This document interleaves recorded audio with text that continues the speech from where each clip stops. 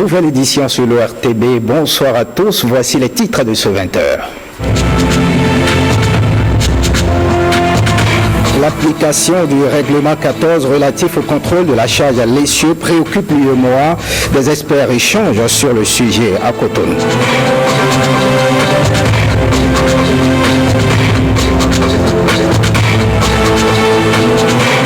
Vers la mutualisation des actions des forces de sécurité de la sous-région, une formation entre experts en matière de sécurité de proximité a démarré aujourd'hui à Cotonou.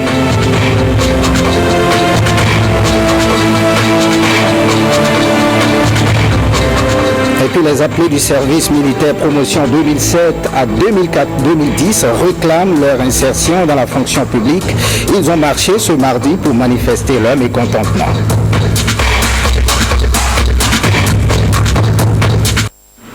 Bonsoir à tous. Démarrons par cette rencontre de haut niveau, 71e session de l'Assemblée générale des Nations unies à New York. Le président Patrice Talon et ses pairs ainsi que des responsables à divers niveaux ont assisté à la cérémonie d'ouverture du débat général lancé ce mardi.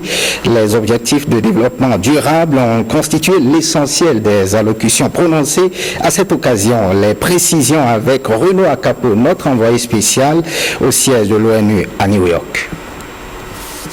Se libérer légitimement des actes, des propos de violence et d'intolérance sont les maîtres mots véhiculés à la faveur de cette commémoration de la Journée internationale de la paix. C'est à travers la mise en œuvre des 17 objectifs de développement durable, ODD, les composants de la paix.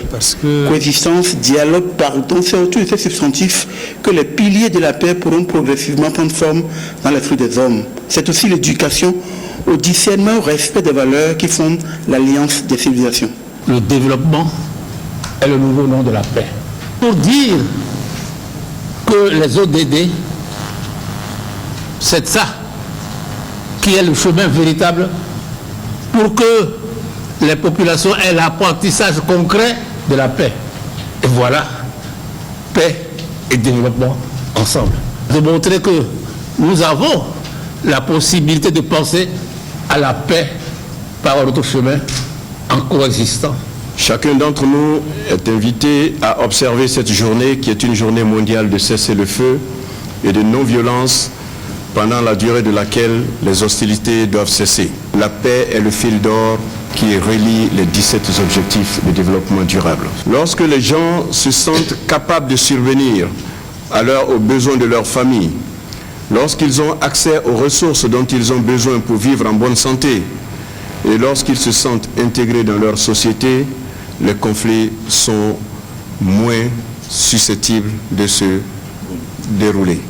Le développement des objectifs de développement durable ODD, composants de la paix, est le thème de cette journée internationale de la paix, édition 2016. Et le point 7 de cette ODD porte expressément sur la paix, avec comme échéance fixée pour l'atteinte de cette prescription d'horizon 2030. C'était plutôt l'élément de Clotaire Awekou sur la conférence de presse organisée par le programme des Nations Unies en prélude à l'organisation de la Journée mondiale de la paix qui sera célébrée demain. Vous aurez donc l'élément sur cette rencontre de haut niveau à laquelle prend part notre président, le chef de l'État Patrice Talon. Vous aurez le compte-rendu de Renaud Akapo dans notre édition de 23h30. Dans le cadre toujours de la célébration de la journée de la paix, la coordination, le coordonnateur résident du système des Nations Unies au Bénin invite les belligérants du monde à déposer les armes et à observer un cessez-le-feu de 24 heures. On l'écoute au micro de Mathieu Sokenou et Pierre Tarlé. Cette année, le thème de la journée fait la part belle aux 17 objectifs de développement durable qui sont les piliers de la paix. En effet, la ruée vers les ressources limitées est souvent à l'origine des conflits. Nous devons nous appuyer sur le programme de développement durable à l'horizon 2030 pour empêcher que de tels conflits éclatent en faisant en sorte que personne ne soit laissé pour compte. Le développement durable est essentiel pour l'instauration d'une paix durable et le respect des droits de l'homme en est la condition préalable. Nous devons protéger la planète, notre lieu de vie commun, et ce n'est qu'en œuvrant de concert que nous pourrons la rendre plus sûre pour les générations à venir. Nous pouvons tous être les héros du développement durable et faire connaître le programme 2030 et les objectifs de développement durable. Nous pouvons aussi tous demander à nos dirigeants de rendre compte de ce qu'ils font pour tenir les engagements qu'ils ont pris pour l'avenir. Célébrer la Journée internationale de la paix en vous faisant le champion des objectifs de développement durable.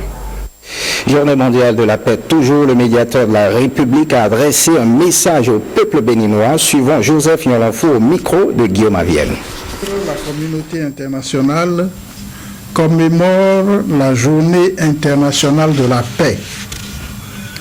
L'homme, cet être doué d'intelligence et de courage, pourquoi doit-il se battre, se combattre, se livrer la guerre avant de se rendre compte qu'il doit faire la paix?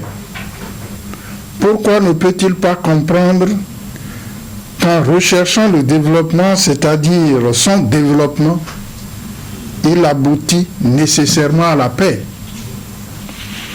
C'est certainement face à ces interrogations et face à d'autres questions que les Nations Unies ont retenu cette année le thème « Objectif du développement durable, composante de la paix ». Le médiateur de la République, dont la mission est entre autres la réconciliation et la paix, se doit de s'impliquer fermement dans ce combat pacifique et salvateur pour l'homme. La Journée internationale de la paix donne ainsi l'occasion de réfléchir sur les enjeux et défis à relever pour faire de notre monde un havre de paix. C'est pourquoi le médiateur de la République nous convie tous à la mobilisation générale en faveur de la paix et encourage tous les acteurs pour qu'ils bandent leurs énergies afin que les sociétés humaines vivent dans la quiétude et la sérénité sociale. La paix soit avec vous. Le programme des Nations Unies pour le développement s'est rapproché de quelques serviteurs de Dieu pour partager leur vision sur la paix. Écoutons un extrait des propos recueillis par Cécile Rondé et Mathieu Sokem. La Journée mondiale de la paix nous rappelle que c'est chaque jour, chaque journée et tous les jours que nous devons travailler à l'avènement de la paix, que nous devons vivre dans la paix, en nous et autour de nous. Et travailler à la paix, c'est rechercher son bonheur propre et le bonheur des autres. La diversité des langues, des cultes, n'a rien à voir avec le monde du vivre ensemble commun. Le vivre ensemble, c'est la diversité, c'est l'acceptation de l'autre, le libre-échange, la liberté de culte, la liberté de va-et-vient. Je demanderai à tout un chacun de nous de réserver un accueil chaleureux à toute créature humaine. Rechercher la paix et poursuivre la paix, c'est faire en sorte que chaque homme, chaque femme puisse effectivement se sentir mieux. C'est promouvoir le mieux-être. C'est promouvoir aussi la coexistence respectueuse et respectable. J'invite tous les peuples béninois. Pour que nous puissions maintenir la paix, nous devons ensemble détruire les murs de séparation. Nous devons détruire les murs de la haine et de rancœur pour que nous puissions maintenant bâtir un Bénin nouveau.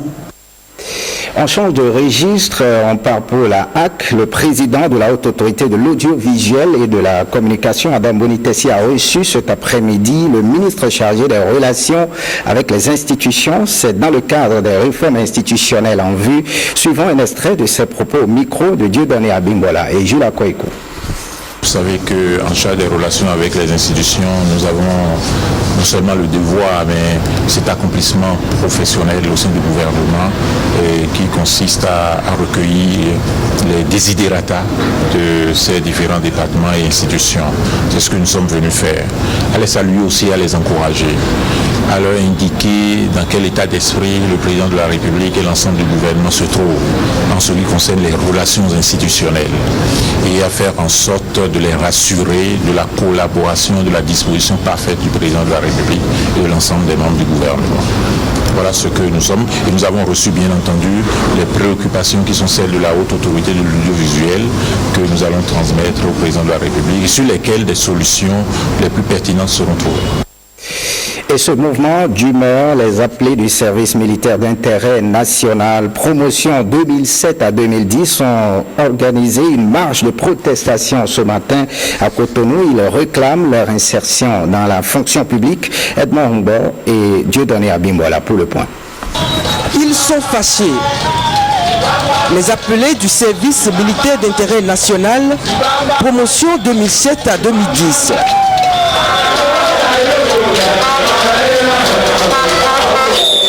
Parti de l'Étoile Rouge pour finalement échouer au ministère de la Fonction publique et des Affaires sociales, ils clament haut et fort leur protestation. Nous, collectif des appelés démobilisés du service militaire d'intérêt national, au Bénin, exigeons plutôt la réinsertion sans condition et sans délai des camarades appelés avec rappel de salaire et ceci avant tout concours au Bénin.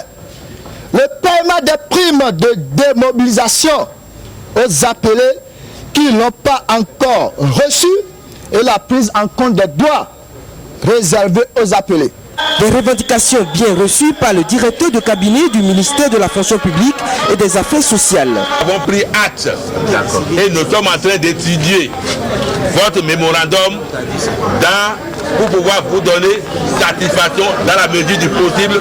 Merci. Préparez-vous au moins pour les concours qui auront lieu dans quelques semaines lorsque le gouvernement prendra sa décision. Les manifestants ont reçu le soutien de la Confédération des syndicats des travailleurs du Bénin. Les policiers et gendarmes de la sous-région mutualisent les moyens pour assurer une police de proximité. C'est l'objectif d'un atelier de formation qui a ouvert ses travaux ce mardi à Cotonou. Alain Dossio, Darida Silva, Brice Thiebozo. La question de l'insécurité préoccupe aujourd'hui plus d'un. Avec la recrudescence du phénomène, il est plus que jamais important pour le pouvoir public d'impliquer la population à la recherche de solutions idoines pour contrecarrer les malfaiteurs qui ne désarment pas. Ayant compris l'importance du problème, la fondation allemande Hans Seidel a élaboré un projet sous-régional en la matière impliquant les 4 pays que sont le Burkina Faso, le Niger et le Bénin. Il s'agit en effet de mutualiser les expériences des experts des 10 pays en vue de contrer le phénomène de l'insécurité. Nos adversaires travaillent déjà très bien de manière transfrontalière. Et c'est pourquoi il est de plus en plus important que les forces de sécurité le fassent également. Et pour la fondation Hans Seidel, les 2 jours qui suivent seront essentiellement consacrés à des échanges pour voir comment vous pouvez mutuellement renforcer vos stratégies en assurant au mieux une coproduction de la sécurité, une coproduction entre les citoyens et vous-même, mais aussi une coproduction de la sécurité au niveau sous-régional. Se rapprocher des populations en les impliquant dans la lutte contre l'insécurité, c'est le but de ce projet de création de la police citoyenne et de proximité. Le Bénin qui accueille cet atelier s'en réjouit d'ailleurs. Les forces de sécurité publique sont conscientes de ce qu'elles ne peuvent plus à elles seules produire la sécurité nécessaire au développement économique, politique et social de nos pays. C'est vrai que l'ordre pèse sur l'individu et le désordre lui fait désirer la police.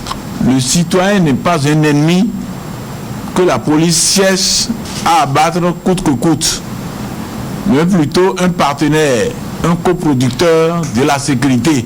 Pendant 4 jours, les experts en matière de sécurité des 4 pays, sous la direction d'un expert allemand, essaieront de mutualiser leurs connaissances pour aboutir à une nouvelle méthode d'organiser la sécurité de proximité. Et ceci tout en garantissant le rôle régalien des forces de sécurité en la matière.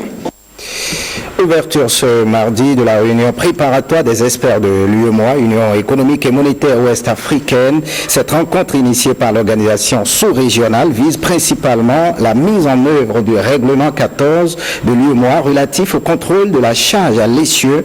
Blaise Adampo nous en parle. L'engagement est collectif. Il témoigne de la volonté de ses participants à accompagner le PACITRE, Programme d'action communautaire des infrastructures et du transport routier, un programme de l'Union économique monétaire ouest-africaine, UEMOA. L'autre point de cette rencontre est aussi la mise en œuvre du règlement 14 de l'UEMOA. L'essentiel de nos échanges dans l'espace UEMOA, soit 90%, s'effectue par les infrastructures routières. Pour les développer, le programme d'action communautaire des infrastructures et du transport routier de l'UEMOA, en abrégé PACITRE, a été adopté en septembre 2001 pour un réseau routier communautaire de 20 933 km. Ce PACITRE, restructuré ou PACITRE 2, est un programme prioritaire prévu pour 5 ans, prévoit la réalisation d'un programme prioritaire d'environ 13 000 km qui seront vite dégradés si le règlement 14 n'est toujours pas appliqué. Les sujets qui seront débattus au cours de cette réunion concernent le programme d'action communautaire des infrastructures et du transport routier restructuré de l'UEMOA et l'évaluation de l'état de mise en œuvre de la déclaration des ministres en charge des infrastructures et des transports le 19 juin 2015 relative au contrôle de la charge à l'essieu. En ce qui concerne la question du contrôle de la charge à l'essieu, qui reste une véritable préoccupation au niveau régional, des mesures vigoureuses doivent être prises pour enrayer ce fléau. Les travaux vont durer 3 jours. Les participants vont écouter des échanges, œuvrer à la réussite des mesures de transport dans l'espace UEMOA. On parle d'éducation, une pré-rentrée anticipée dans certains établissements scolaires à Cotonou. Fini également les vacances pour certains élèves. L'heure est aux révisions des cours. Une équipe de la rédaction est descendue sur le terrain. Robert Adé pour le reportage. Dans ce quartier lacustre de Zobohoué, des enfants se défoulent. Juste à côté, ces filles continuent de réviser leurs leçons avant la prochaine rentrée des classes. J'ai fait un peu les calculs, j'ai lu un peu le livre de français, j'ai fait les mathématiques.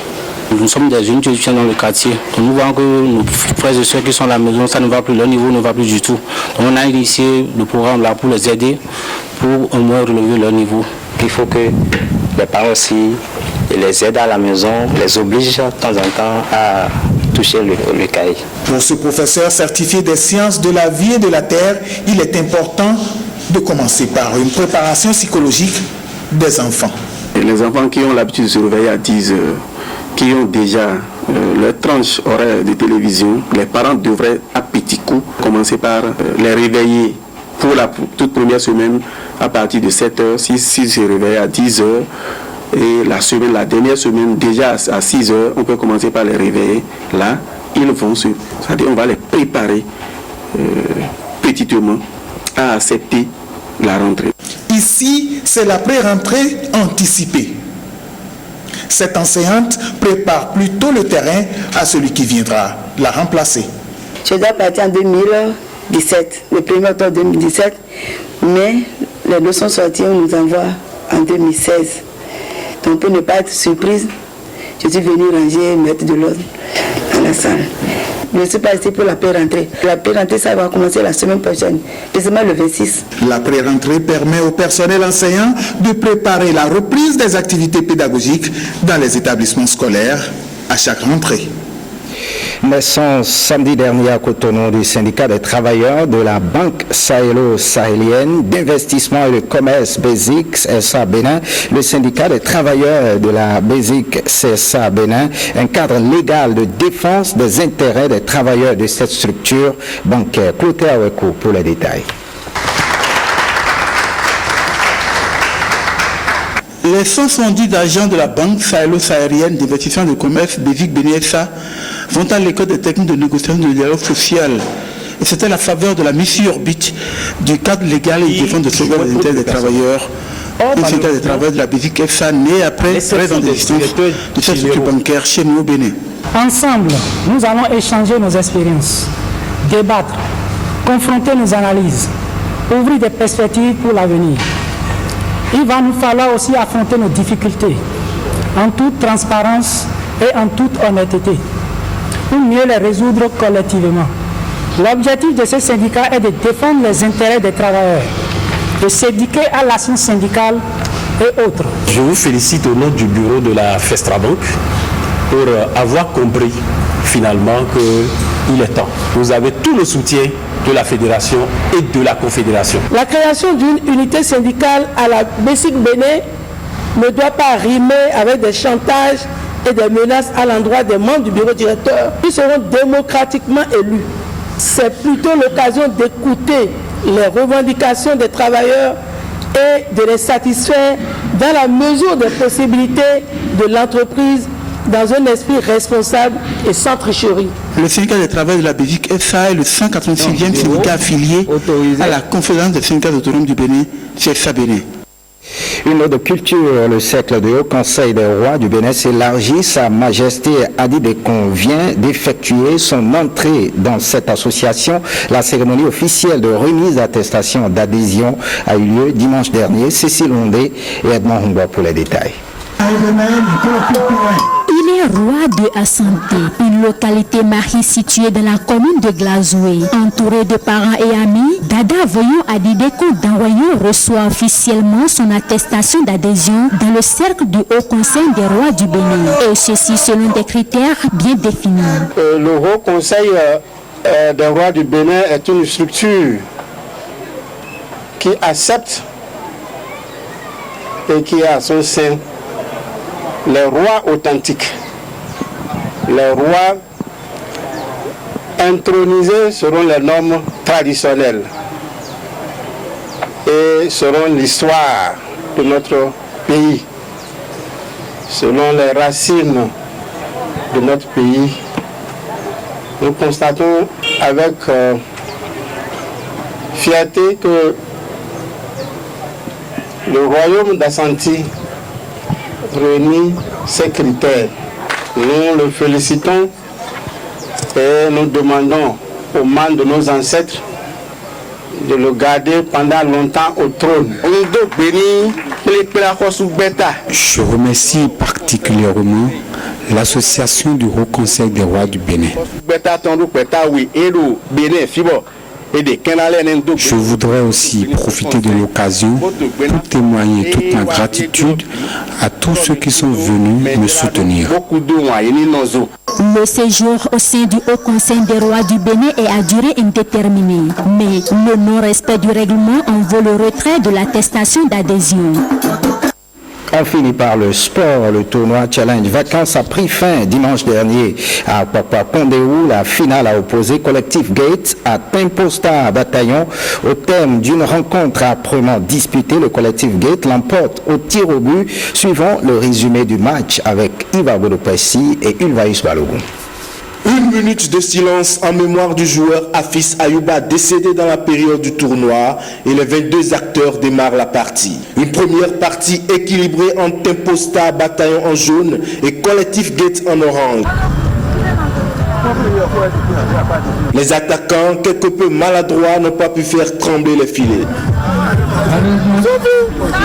La deuxième mi-temps est à l'image de la première. Score final à la fin du temps réglementaire, 0 but partout. C'est donc au tir au but que Collectif Gate l'emporte sur son adversaire du jour.